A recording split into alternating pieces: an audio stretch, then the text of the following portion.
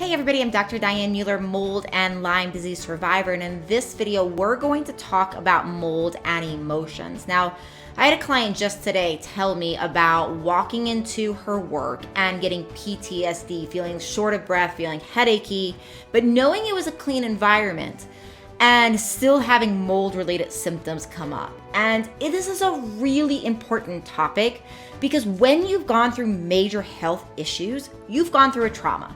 So having a level of PTSD is not only common, it's normal.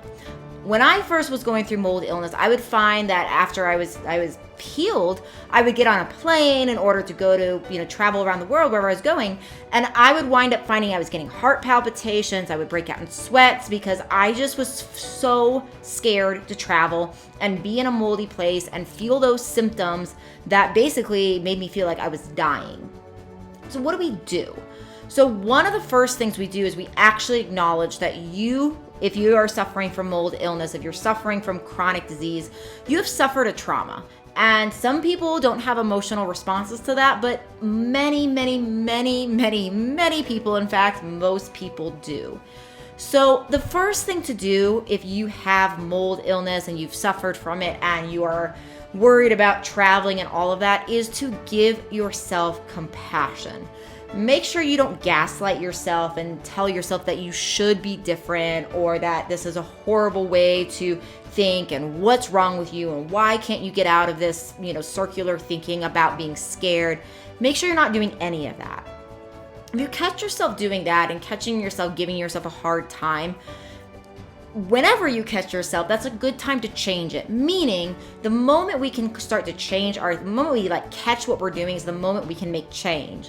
So sometimes it's really difficult to change thought patterning. But what we can do is we can take a moment to say, oh, we caught ourselves. Maybe we're saying, my God, I shouldn't be thinking this, or I'm so scared, or whatever it is.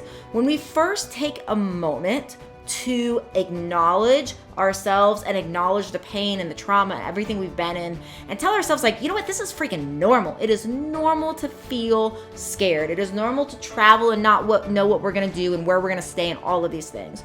So we first want to normalize it, and that is a huge step in the healing process. From there, we want to start to repattern it. So in repatterning it, one of the things to do is to actually start noticing, first of all, if you do get into a moldy place and a moldy situation, start to pay attention to how fast you feel better. Once you have mold out of your system, you're going to find that you feel better after a mold exposure so much faster. You're also going to know what to do to bring yourself back to wellness. So it's really, really important that when you're going through this, notice I remember I did a 36-day meditation retreat in a moldy place after I was mold recovered. And a couple days into it, I tested the place, so I knew there was mold there. And a couple days into it, I was about ready to jump on a plane, go back home, but I decided to stay, and I decided to stay because I thought it was an opportunity for me to basically be in a moldy place and work on my PTSD around it. Now, that's an extreme example.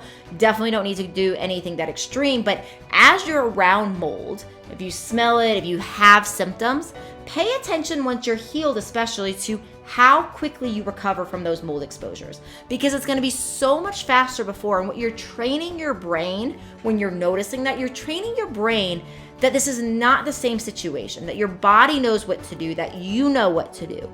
And the more we practice to train the brain to say, looks like this, in many ways is not going to turn into that bad thing, the more we're training our nervous system that it doesn't have to have this same level of heightened response around being in a moldy place.